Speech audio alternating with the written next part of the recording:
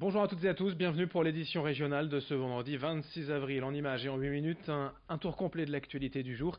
On démarre bien sûr par vos prévisions météo, beaucoup de choses à dire, puisque d'abord ce matin on a profité d'un temps sec et ensoleillé.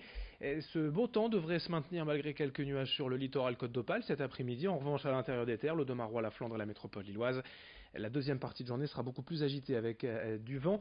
Ce sera le cas aussi sur le littoral, mais à l'intérieur des terres, on aura surtout des nuages, des averses parfois orageuses, des températures à peine de saison aujourd'hui, 16 degrés à Lille, 15 à Dunkerque et à Saint-Omer, 14 à Calais, 13 à Boulogne. Et puis surtout ce week-end, le temps s'annonce particulièrement agité avec beaucoup de vent, des rafales jusqu'à 80-90 km par heure et de la pluie partout dans la région. En conséquence, la parade d'ouverture de l'île 3000 prévue initialement demain soir, l'inauguration d'Eldorado a été repoussée d'une semaine par sécurité. L'organisation n'a pas voulu prendre le moindre risque pour le confort des danseurs et du public. Un fort coup de vent est annoncé demain soir. Des risques d'averses de grêle, 90 km/h de vent. Rendez-vous donc pris pour le samedi 4 mai pour cette parade. Évidemment, les expositions et autres événements prévus démarrent comme prévu ce week-end. On en reparlera dans nos prochaines éditions. Le programme détaillé, évidemment, dans le site internet dédié eldorado-lille3000.com, sur notre page Facebook, sur notre antenne, dans les prochains jours. Autre information, en ce 26 avril, on est à un mois tout juste, à 30 jours des élections européennes, le dimanche 26 mai. Le scrutin ne traditionnellement passionne pas les foules. Cette fois encore, la campagne n'intéresse pas vraiment les Français. Écoutez ces quelques avis recueillis cette semaine dans les rues par Margot Sailly et Marine Carbalet.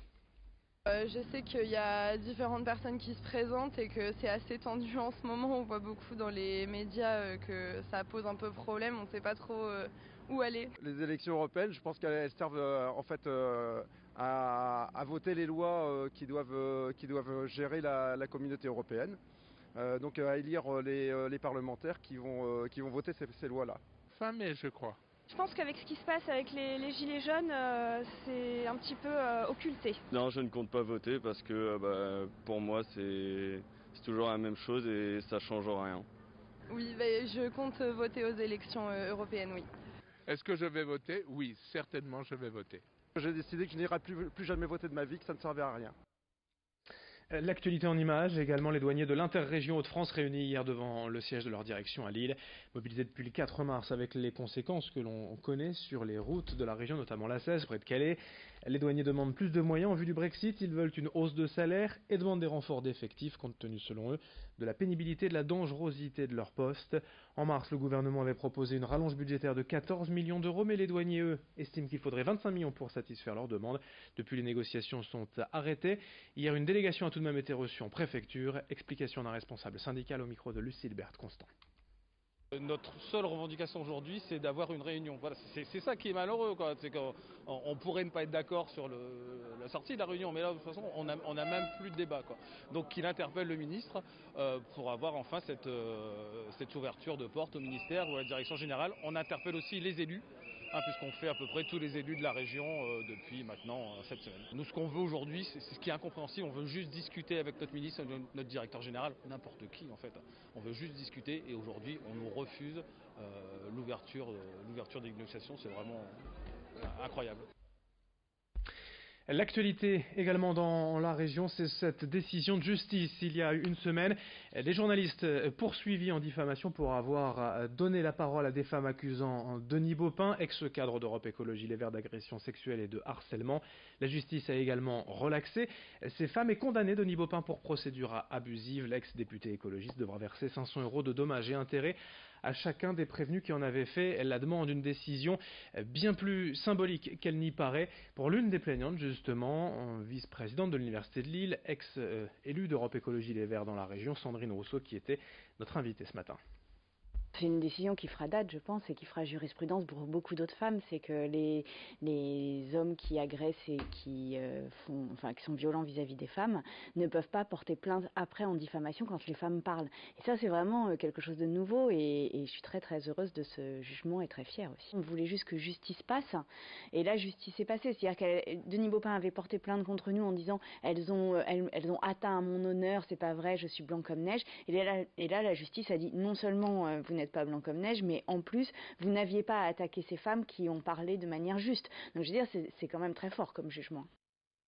Sandrine Rousseau, ex-élue politique, qui défend également les femmes et qui lutte contre les violences faites aux femmes avec son association Parler pour libérer la parole au travers de rendez-vous thématiques. Toutes les infos sur son site internet Association Parler et sa page Facebook. Dans un tout autre registre, depuis 2015, la MDPH, la Maison départementale des personnes handicapées du Nord, tente d'améliorer le quotidien des personnes sourdes et malentendantes en leur proposant un service personnalisé développé par Axéo. Ce service permet de communiquer à distance avec un interlocuteur à travers une webcam.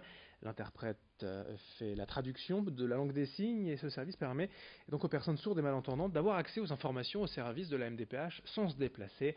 Mais comment cela fonctionne et combien de personnes sont concernées? Explication avec Fabrice Dem, responsable du pôle modernisation de la MDPH au micro d'Alicia Sanfilippo.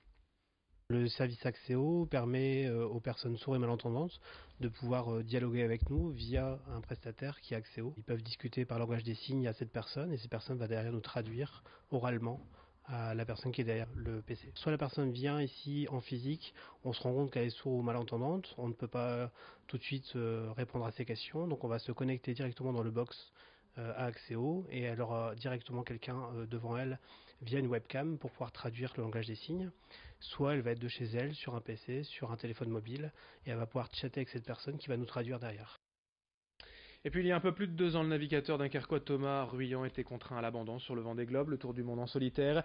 S'il s'est lancé depuis dans de nouveaux projets, son aventure est restée dans les mémoires des nordistes, puisque son bateau à l'époque, baptisé le Souffle du Nord pour le projet Imagine, était soutenu par près de 200 entreprises et 1200 particuliers de la région. De ce parcours autour du monde, il reste aujourd'hui un documentaire, l'Odyssée du Colibri, que nous diffuserons ce week-end. Pour en parler, on écoute la présidente du projet Imagine avec le réalisateur du documentaire. Un extrait de leur interview. C'est une aventure périlleuse parce que c'est le Vendée Globe et que c'est une aventure en solitaire, sans escale, sans assistance. Donc le film raconte bien sûr ce dépassement de soi, mais il raconte que derrière il y a tous les gens qui sont derrière, cette association Le Souffle du Nord qui a mis dans les voiles l'ONG, le projet Imagine, avec ce colibri qui fait 9 mètres de haut, qui inspire tout le monde, quoi.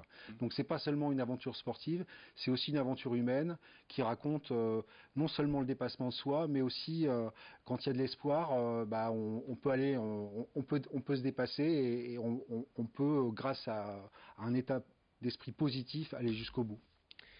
Ne manquez pas l'Odyssée du Colibri, multidiffusée ce week-end à 14h, 20h et 23h demain samedi et dimanche. C'est un film formidable à découvrir sur votre chaîne d'information régionale ce week-end. Fin de cette édition, à suivre vos prévisions météo puis d'autres infos. Merci de votre fidélité.